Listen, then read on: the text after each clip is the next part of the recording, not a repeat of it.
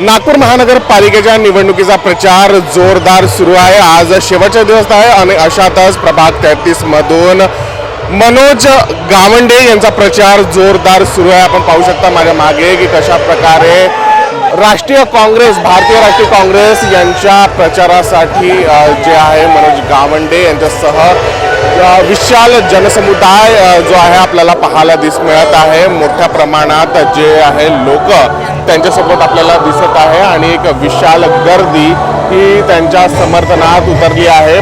प्रभागाच्या प्रत्येक लाईनमधून जे आहे त्यांनी एक विशाल रॅली काढलेली आहे आणि मोठ्या प्रमाणात जे आहे युवक आणि महिला सोबतच प्रभागातील नागरिक हे आपल्याला त्यांच्यासोबत असल्याचे दिसत आहे।